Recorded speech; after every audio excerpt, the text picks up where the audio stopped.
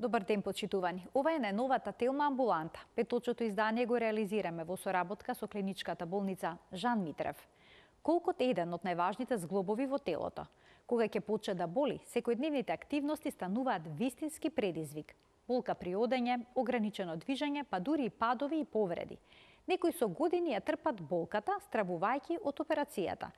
Но дали денешната медицина нуди понапредни и побезбедни решенија? Што значи навремен третман и каква е улогата на новите методи, како PRP терапијата? Одговори ќе побараме од професор доктор Јасмин Циревири, специјалист по ортопедија. Разговорот следува веднаш по рекламите, а како и досега ќе можете да се вклучите со ваши прашања во програма. Се гледаме набрзо во студиото со гостинот.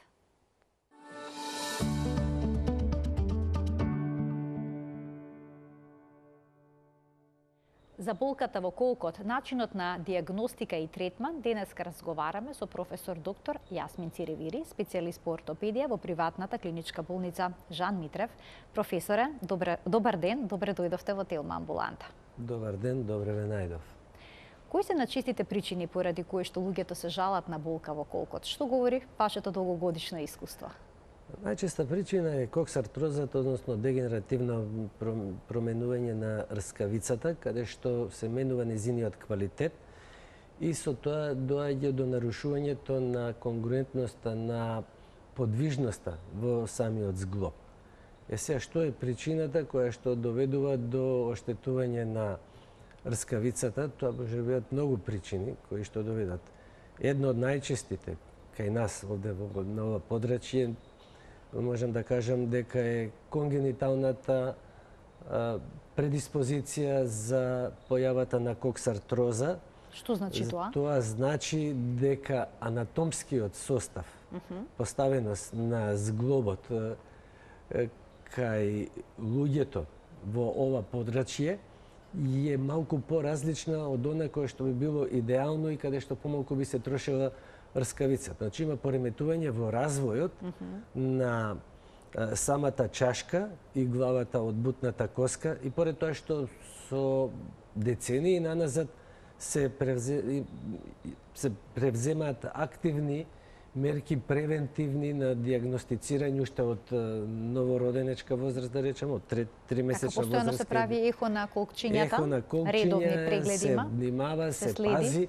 Меѓутоа, одредени промени на тие колкови не можат да се превенираат така идеално за да не дојде до дегенеративни промени покасно во животот.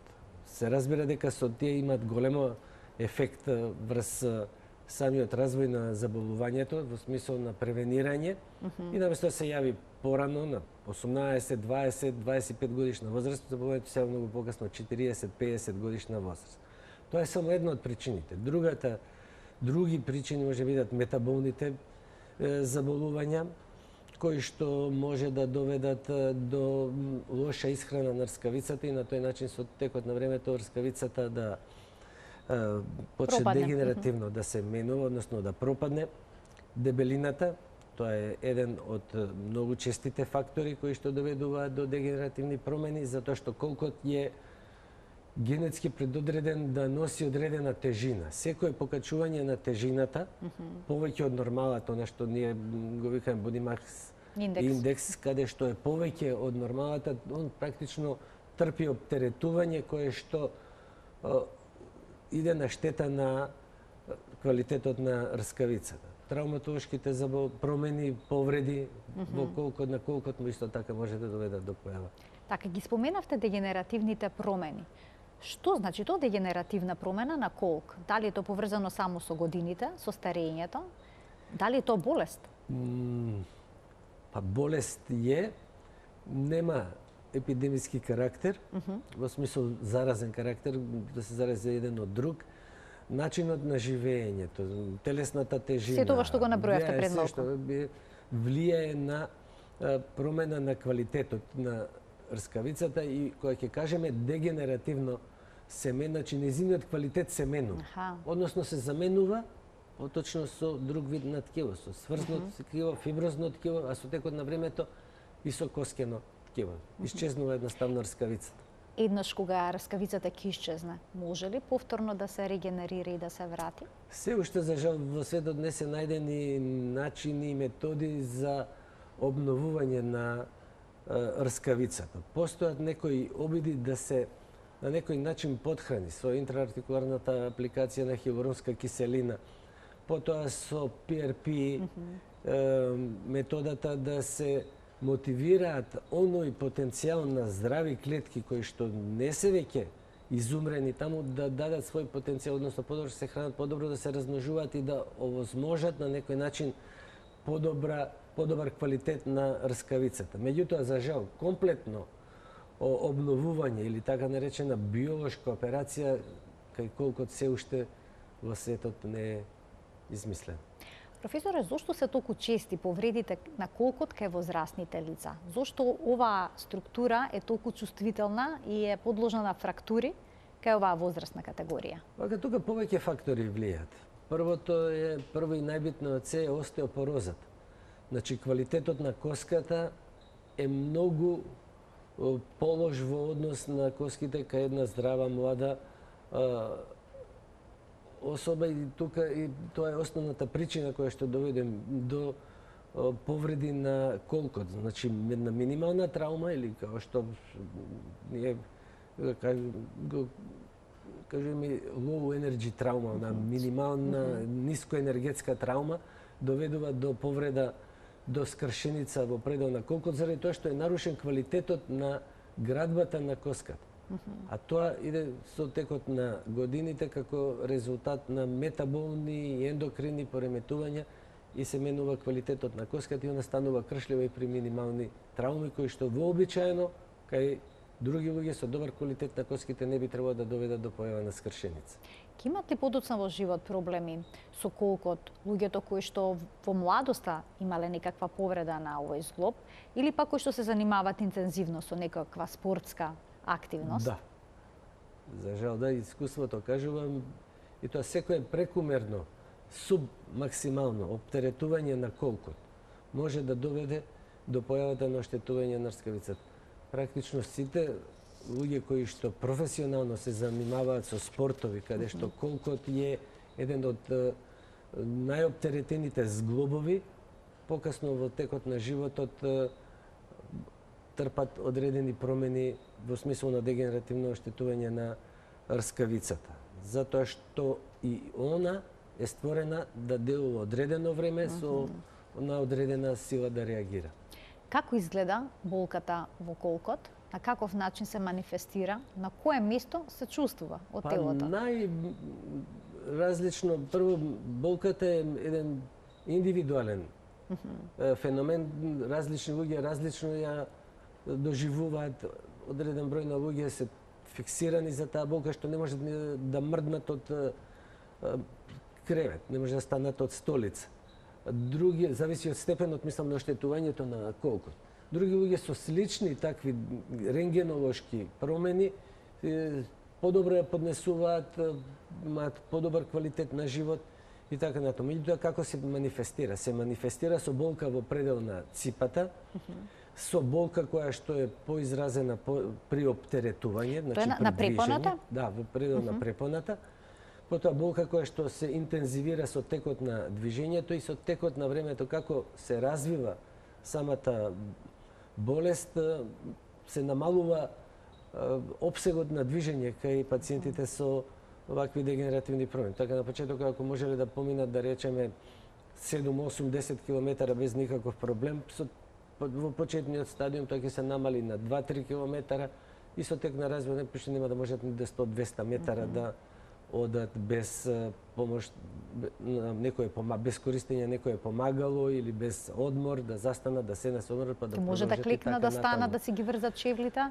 Во трети и четврти стадиум на самото заболување, веќе тоа е оттежнато, дури и невозможно. Оттежнато е облекувањето на чевлите, оттежнато е облекувањето на чорапи, сечење на ногти и така натаму, затоа што е намалена подвижноста во пределот на колкот. А дали секоја болка што се чувствува во пределот на колкот поттекнува од ова зглобно ткиво? Или пак може и од друго место од околината, да речеме мускул, грб, кичма? Секоја болка во колкот потекнува од колкот, меѓутоа самата регија, напред, значи препоната, после тоа страничниот дел, задниот дел на колкот, се учествуваат и други структури и многу тешко, мислам, може да даде колкот болка и во пределна на дворешната страна на самата колкова регија, потоа задната страна, али тоа може да биде и резултат на припојот на мускулите, инсерционит, кај постари луѓе поради таложење калцификати во пределот на туберкулумите околу колкот, потоа ишијалгичните болки, дискус хернија, значи лумбалните заболувања или болки во крстот, да кажам, тоа се исто дегенеративни пројави, најчесто може бидат и други, може да дадат една болка која што сигнализира болка во предел на колкот, е од друго потекло. И сега како се диагностицира од каде потекнува болката? Дали е доволна една рентгенска снимка или пак постои потреба од дополнителни испитувања? Во поголемиот број на случаеви, прво и основно е клиничкиот преглед. Да се погледне искусен ортопед кој ќе фати колкот, кој успее да воспостави една добра релација со пациентот, да се опушти без да се затега пациентот, да направи лесни испитувања на движењата во колкот, веднаш ќе осети дали има ограничување или нема ограничување во пределот на колкот. Значи може со еден преглед Прегледот физикален да се иницијално. процени. Меѓутоа, јас со години тоа го работам, само со преглед не можам со сигурност да тврдам дека овој колк е дегенеративно заболен или има промени на овој колк, дотека не се направат некои други испитувања. Ја може да речам, да, проблемот е во колкот, али што е проблемот во колкот? Идеме понатака, треба да се направат други испитувања. Следното што се прави е обична рентген слика, нативна рентген слика, карлица со колкови и заболениот колк со надколеница. Во голем број, да не речам 70% од случаевите е доволно. Тука завршуваат испитувањата, доколку во анамнезата нема нешто што би не натерало да се посомневаме за некое друго заболување кое што може да влијае на ваквата состојба. Тука завршува испитувањето. Меѓутоа, во одреден број на случаеви каде што нема јасни знаци дека има дегенеративни промени на колкот, а болката од страна на пациентот ја рекламира болката, тогаш е потребно да се направат и други испитувања. Да се побара испитување на ЕОС-рбет, потребно е некојаш да се побара испитување и компјутерска томографија, магнетна резонанса, затоа што има и многу други заболувања во почетокот кои што на крајот ќе доведат до коксартроза, до дегенеративно заболување на колкот, меѓутоа може да почнат од некој друго потекло, да речеме аваскуларна некроза на главата, на бутната коска, која што може да биде заради илјадници причини да дојде до аваскуларна некроза, која што во почетокот нема рентгеновошки да се забележи, пациентот ќе има болка, колкот рентгеновошки ќе личи дека е сосема во ред, а дури и движењата може да бидат во крајните амплитуди на движење во колкот да се јават болките и потребно е да се истражува и понатака за да се дојде до вистинската причина која што... Дали секоја болка што ќе се почувствува во регијата на колкот бара лекарски преглед? Па, зависи колку време трае и колкав е интензитетот на болка. Ако е некоја болка која што се јавила инцидентно, трае неколку минути и после тоа нема потреба од преглед. Секој мал спазам на мускулатурата и било некаков оток на околу ткивната структура или на структура на самиот зглоб може да доведе. Меѓутоа, ако болката продолжува во континуитет и го зголемува својот интензитет, тогаш треба да се побара стручна помош. Кога ќе се постави диагнозата, кои се првите чекори во третманот? Дали секогаш се започува најнапред со физикална терапија, со лекови, или пак може некогаш и веднаш да се размислува за операција? Да, тоа беха, видите, и на студентите стално им кажам, ортопедија многу едноставно лекувањето, кој ќе разговараме за заболувањето. Има физикална терапија, аналгетици и операција. Тоа воглавном се сведува лекувањето во ортопедијата, зависи во кој стадиум од заболувањето се јавиле пациентите. Доколку се јават во почетен некој стадиум, прво што советувам да намалат телесната тежина, да земаат неколку дена нестероидни антиреуматски лекови за да се намали она инфламаторна компонента на зглобот, да се смири воспалителниот асептичен воспалителен процес и после тоа препорачувам физикална терапија да се подобри тонусот и трофиката на мускулатурата, да се добие да се постигне едно добро распоредување на целата површина на главата на бутната коска и тоа почнува вогално лекувањето. И со внимавањето на телесната тежина, со повреме физикален третман, адекватни вежби и така, одржување мускулатурата, представува еден начин на лекување колкот. Меѓутоа, у почетниот стадиум, дотека во стадиум каде што веќе е комплетно оштетена зглобната рскавица, тоа е 4ти стадиум на дегенеративното заболување, каде што практично удара коска на коска, тука веќе овие методи со аналгетици, физикална терапија не помагаат.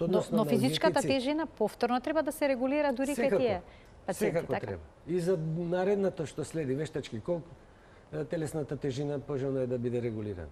Доколку пациентот има умерено оштетување на колкот, дали физикалната терапија може да го запре, да го стабилизира тој процес на понатамошно со подобрување на пропаѓање на мускулатурата, со подобрувањето на исхраната на самиот колк, со подобрувањето на целата структура околу колкот, со физикалната терапија, со подобрување на васкуларизацијата, може да дојде до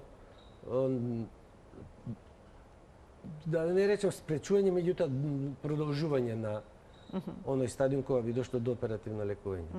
А се препорачува и физичка активност кај пациентите, да речеме да пешачат во почетната фаза на во почетната фаза. Во болна фаза никогаш ништо не е. Основна работа за секоја болест во болна фаза е мирување.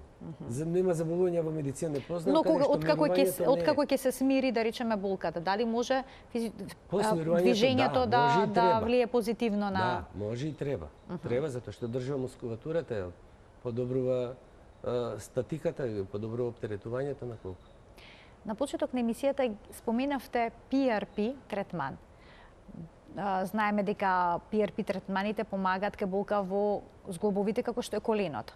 Но каков резултатот доколку се аплицира во колкот? Еве најнапред појаснете што е тоа PRP. Тоа е земање тромбоцитна маса, односно земање екстракт од крвта, кој што се центрифугира. Тоа се плурипотентни матични клетки, како да кажам на некој начин, кои што имаат моќ да делуваат регенеративно, односно репаративно на зглобната рскавица.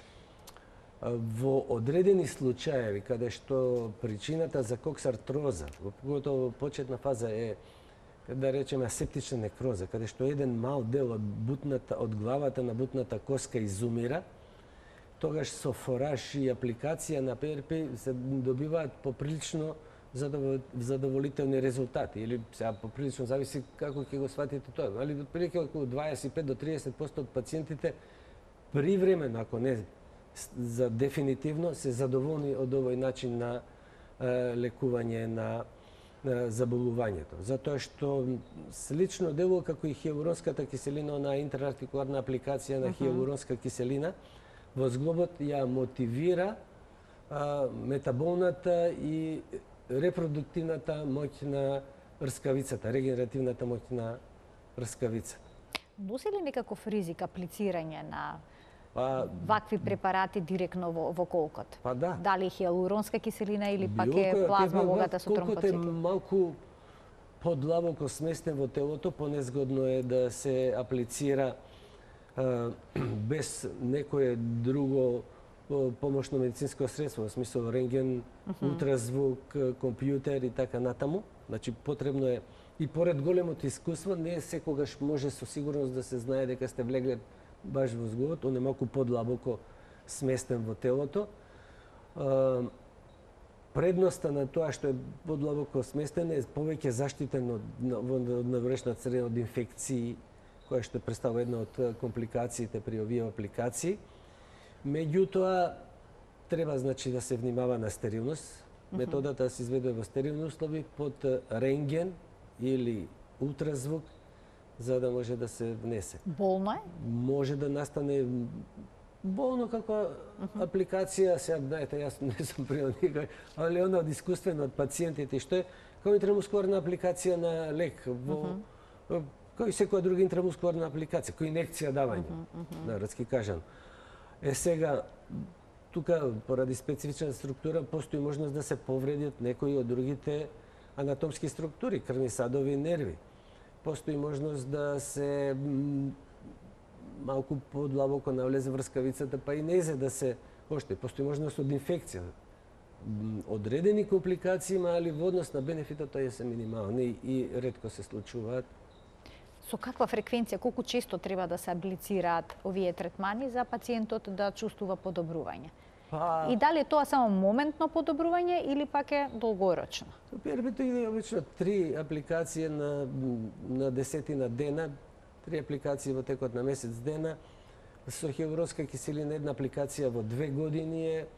И искуството му покажува дека тука се некаде во однос на ефективноста PRP-та со хиалуронската киселина.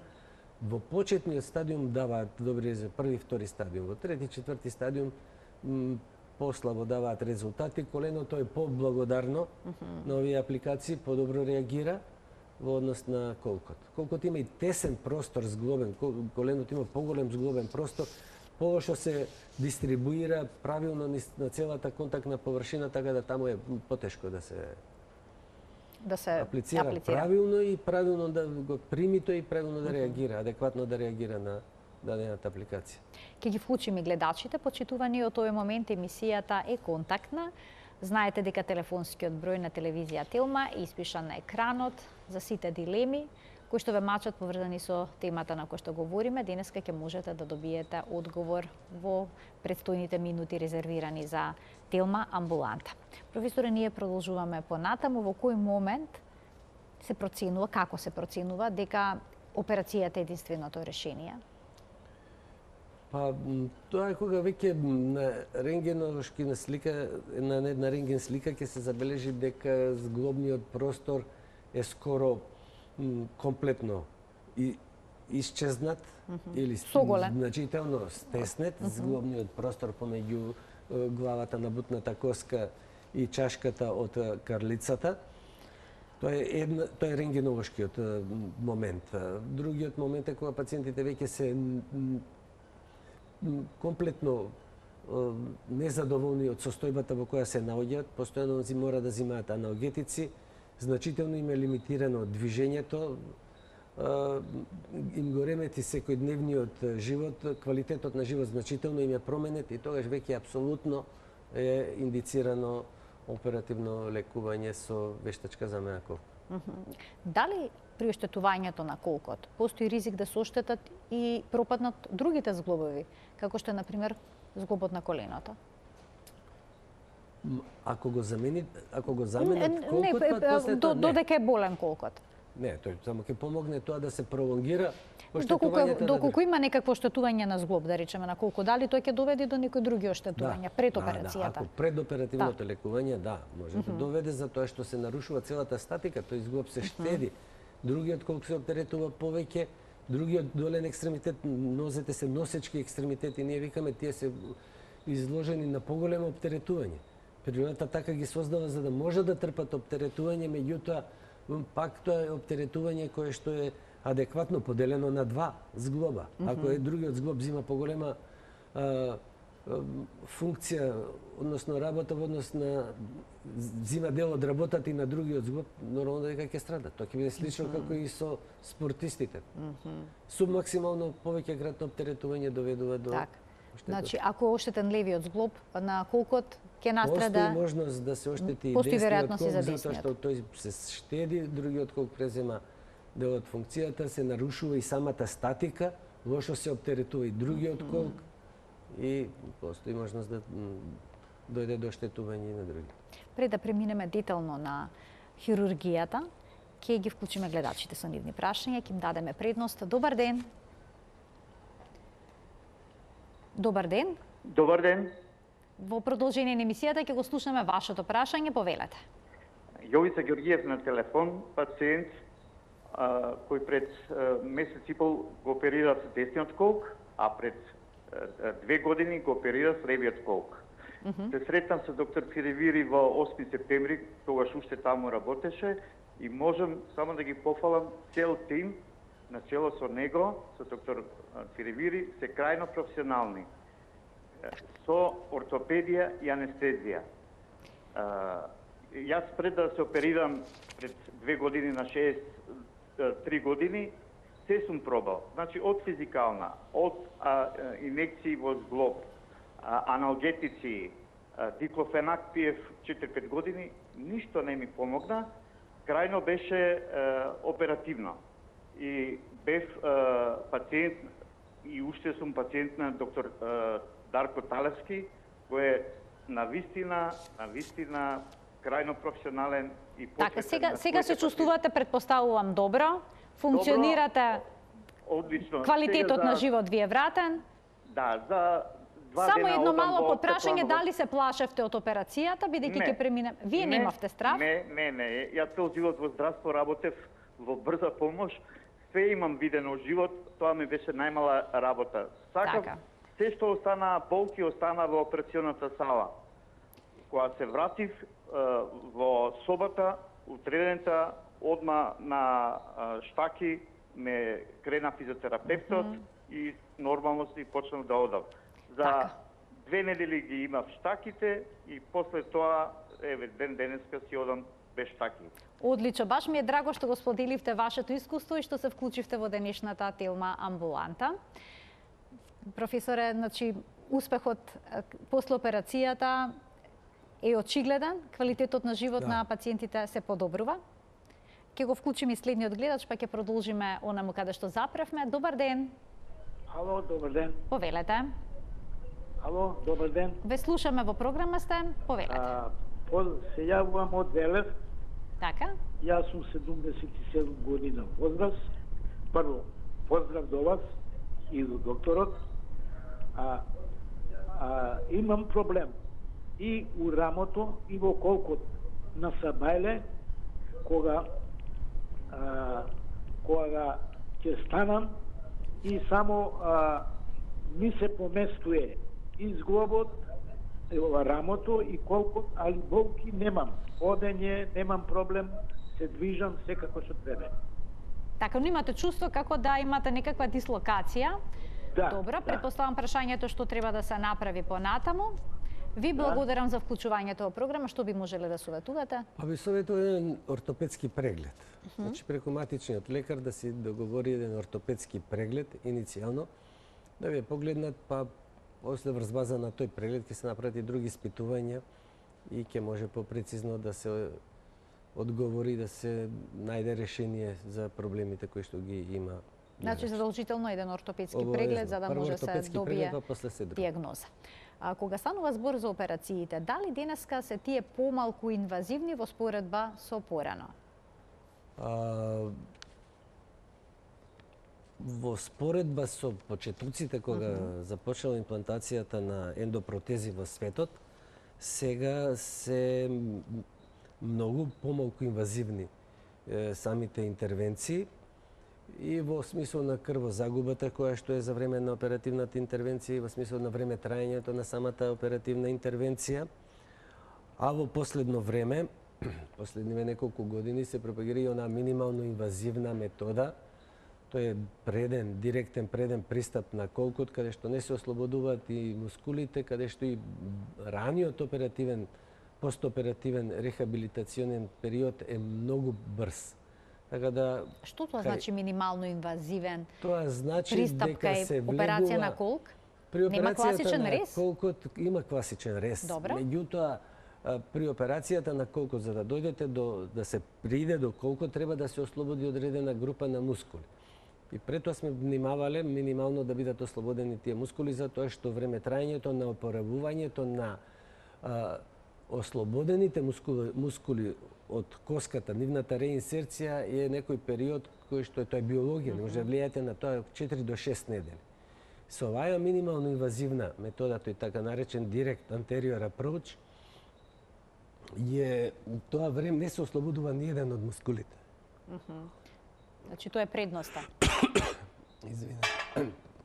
Тоа е предноста и после тоа опоравувањето иде многу побрзо. Така, опоравувањето во тој случај тече побрзо, а кога станува збор за вештачкиот колк, што се аплицира, значи се заменува колкот со вештачки, колку е тој траен?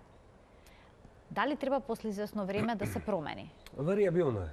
Значи, Ние викаме секој колк кој што трае повеќе од 12 до 15 години е успешно поставен колк.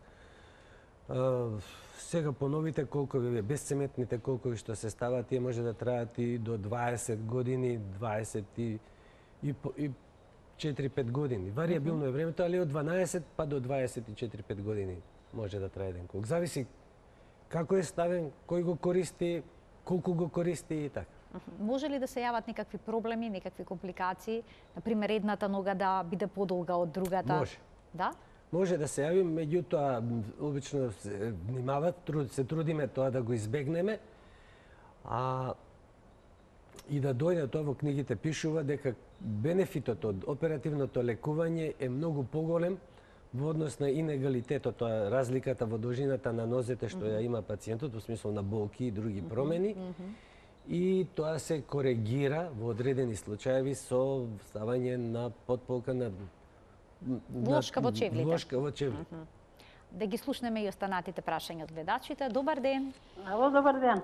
Повелете, во програма сте. Убав ден да имате и се најдобро и Ви пожелувам. благодарам. Истото ви го посакувам и вам. Вака, ме интересира докторот ако hoće, сака да ме објасни нешто. И на рентген сум снимана, костите ми биле на колкот заедени. Некој ми вика за операција, рано тие, а мене ме многу болат. Не само коските, и месото, и жилите, од колкот надоле до петите. Па ме интересира дали нешто може колагенот да помогне и што ќе ми каже докторот совет.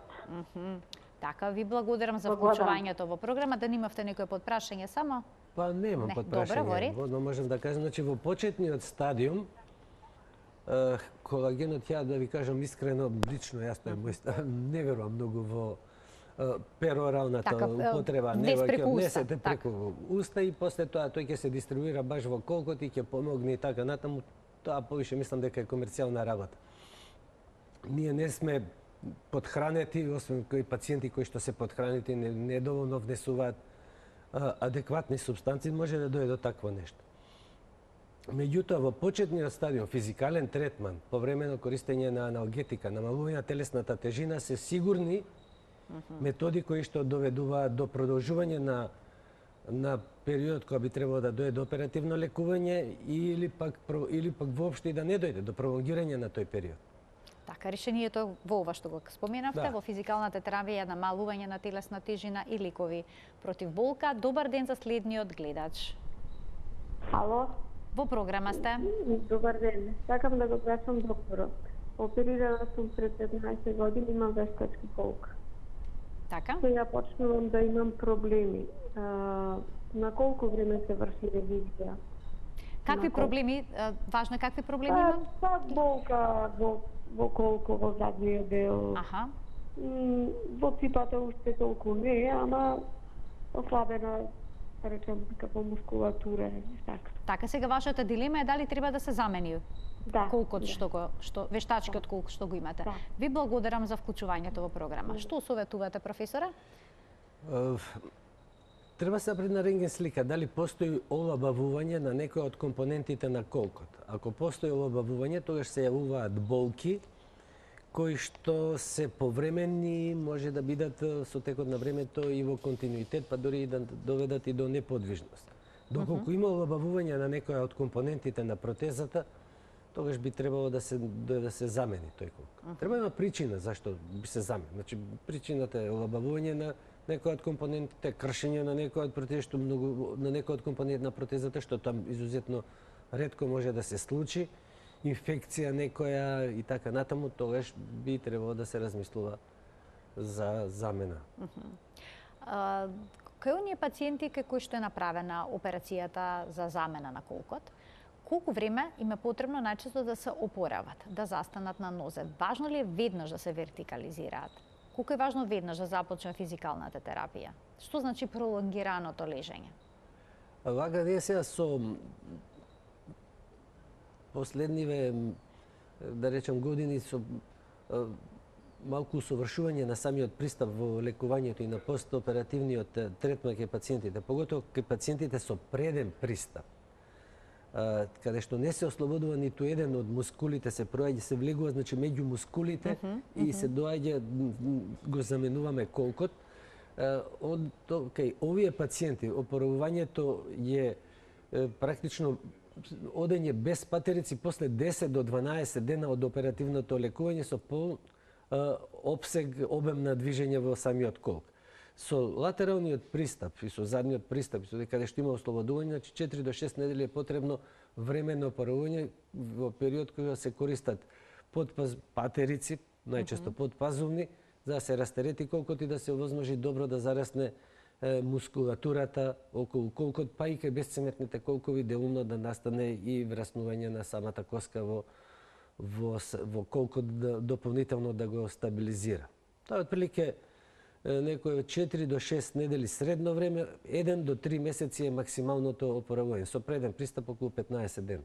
И потоа треба да се движат нормално, без патерици? Најнормално, да. Се случува ли да ги носат од страв и понатаму да се подпираат на нив, велат да не ми се оштети и овој колк? Па, не, вогно го мене ме слушаат. Ве слушаат, да. Тоа е многу важно. Кога ве слушаат, кога се слуша лекарскиот совет, да го вклучиме Барем пред следниот мене гледач. така. Да.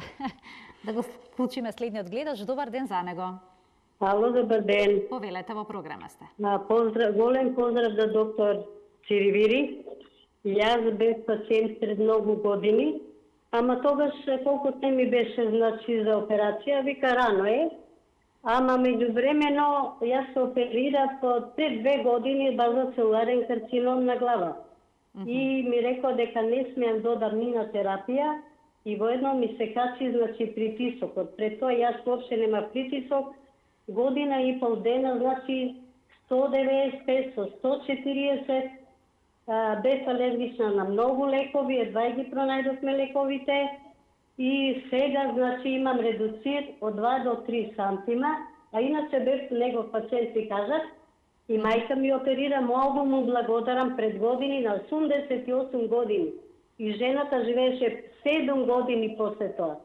Така, одлично. И сега докторот што ми препорачува, јас до докторот не можам никаков пристап ни да добијам упат, ништо.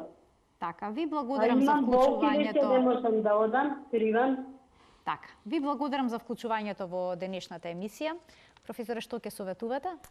Па вака, за да може да, најверојатно, ако има скратување 2 до 3 сантиметра, веќе е моја предпоставка, дека тој колк веќе е за замена. Меѓутоа, за да може да се изведе оперативната интервенција, замена на колкот со вештачки колк, пациентот треба да има одредена здравствена состојба која што задоволува одредени критериуми да може да издржи таа операција. Ние викаме со самата оперативна интервенција ние правиме агресија врз организмот. Ендопротетската замена на колкот и поред тоа што веќе рутински се работи и така натаму спаѓа во групата на големи хируршки интервенции. Според болката што се нанесува, според крварењето, според агресијата воопшто што ја правиме на стресот што го одожива организмот. Организмот треба да одговори на оваа агресија, значи треба да има добро срце, плуќа, бубрези, кои што на оваа агресија ќе може да одговорат за после одредено време да има подобар квалитет на живот. Треба да се направат предоперативни испитувања за да може да се дојде до заклучок дали кај оваа пациентка заради нејзиното основно заболување или други пропратни заболувања може да биде изведена вештачката замена колку дали не може. Уште еден гледач ќе вклучиме. Добар ден. Деда, среќен роден ден. Колку убаво јавување. Среќен роден ден. Благодарам. Па не знам, ќе ви честитав на самиот почеток на емисијата. Да сте жив и здрав. Благодарам. Ние продолжуваме понатаму во овој роденденски ден со прашања кои што се поврзани со операцијата на колкот. Пред малку гледачката спомена дека нејзината мајка на 80 години кај нејзината мајка на 80 години била изведена оваа операција за замена на колкото. Но многу луѓе кои што се повозрасни ги трпат болките и ограничувањето во движењето и ја одложуваат операцијата поради страв од самата интервенција, но и компликациите што може да се јават, особено кај повозрасните лица. Што советувате вие? На што се должат тие компликации, дали на самата интервенција или пак на здравствената состојба, општа состојба на пациентите? Повеќе фактори влијаат на компликациите. Компликациите на самата интервенција се некаде во светски рамки според големи бази на податоци околу 1%. Дури помалку од 1%. Во поново време тоа што значи на 100 пациенти кои што се оперираат, кај 1 постои можност да се јави одредена компликација кои што се јавуваат при оваа оперативна интервенција. Тоа е статистика која што е моја, да речеме. Од 100 оперека е 1. Тој што ги се разбери, за него е 100%, нели, компликација. Меѓутоа, ние правиме одредена предоперативна припрема и испитување за да можеме овие компликации да ги сведеме на минимум и да се избегнат сите несакани последици кои што би можеле да дојдат со самата оперативна интервенција. Викам, тоа е агресија. Агресија врз организмот. Организмот треба да одговори на таа агресија, зависи од состојбата на салата, зависи од спретноста на хирургот, колку е фамилиаризиран со самата оперативна процедура, време траењето на оперативната интервенција, целиот тим колку е уигран околу самата интервенција, внимавањето на стерилност. Потоа, состојбата на пациентот, дали има други заболувања или нема други заболувања, во смисол кардиолошки, ендокринолошки, диабетот е сериозна предизвик за ваква една интервенција и така натаму. Значи, не може кај сите пациенти да биде направена операцијата? Голем број од пациентите може со сведувањето, со превземањето на мерки да се превенираат одредено. Ако се подобри тонизира работата срцева, регулира притисокот, регулира шеќерот, се подобра, тоа се може да се доведе пациентот во една операбилна состојба. И кај одреден број на пациенти, каде што со општата состојба, каде што здравствената состојба е значително нарушена, тогаш навистина не може да се направи. Тоа е апсолутна контраиндикација за оперативна интервенција. Односно, ние викаме дека кај пациентот постои сериозен ризик да не ја преживее оперативната интервенција. И тогаш тоа е контраиндициран за оперативно лекување. А што доколку има кршеница, а пациентот е во лоша состојба? Тогаш е витална индикација. Тогаш е една изнудена ситуација, самото залегнување на пациентот доведе до компликации, до пневмонии, декомпензации и така натаму, и тогаш мора да се оперира, али тоа се веќе витални индикации. Не е тоа дегенеративно заболување каде што пациентот чувствува болки кога се движи, квалитетот, значи кај дегенеративните заболувања квалитетот на живот е во прашање. А овдека е веќе од витално загрозен пациентот и тука се витални индикациите. Нема избор едноставно. И моето последно прашање за денеска е што би можеле да направиме за да си го зачуваме здравјето на колковите? Што советувате како превенција? Како превенција, прво и основно е внимање на телесната тежина. Значи да не се колку што можеме да внимаваме да не ја качуваме телесната тежина повеќе од она колку што ние според природата дадено да носиме. Тие колкови се програмирани да носат онолку колку што е конституцијата, ама онаја некаде на средна возраст, може некако на 20 годишна, ама на 35-6 годишна возраст. Треба да се внимава на телесната тежина. Исхраната исто така може да влијае на однесување големи количини протеини, витамини и така натаму заради превенција на остеопорозата, витамин D3, односно сончева енергија, доволно летно време, изложување во период кога не е опасен по здравјето, на сончева енергија да се изложуваме. После тоа е исто така битно да се внимава за сите други заболувања кои што може да доведат до земење на лекови, кои што лекови ќе влијаат на остеопорозата и така натаму. Едноставно со еден уреден живот без алкохол, цигари и така натаму, кои што може да влијаат исто така на септична некроза на... И дури цигарите може да доведат до тоа? Да, многу. Со оглед на тоа колкав дел од населението се пушачи кај нас? Да, индиците, например, они генетски имаат многу помалку заболување на колковите во однос на колената. Повеќе оперираат вештачки колена во однос на колковите. Таква им е конституцијата, повеќе да може да издржа. Али од тутунот кој што го џвака и они џвакаат тутун, не пушат цигари, многу имаат пациенти со асептична некроза на колковите. Значи тут постои директна корелација. Апсолутно. Така што и оние кои што веќе имаат проблем со дегенеративни процеси на зглобовите, би било паметно да ги остават цигарите. Пушењето е по целиот организм. Од многу аспекти, но еве уште еден плюс додадовме на листата. Професоре, ви благодарам многу за вашето денешно гостување во Телма амбуланта. И за сите убави појаснувања, јасни едноставни, лесно разбирливи. Благодарам. Почитувани, ова беше се во денешната Телма амбуланта, која што ја реализиравме во соработка со приватната клиничка болница Жан Митрев. Ви благодарам за вниманието со кое што не следевте и денеска. Се надевам од самиот почеток. Гледајте не секој работен ден на Телма во 12 часот и 50 минути, бидејќи заедно учиме за нашето здравје. Пријатно!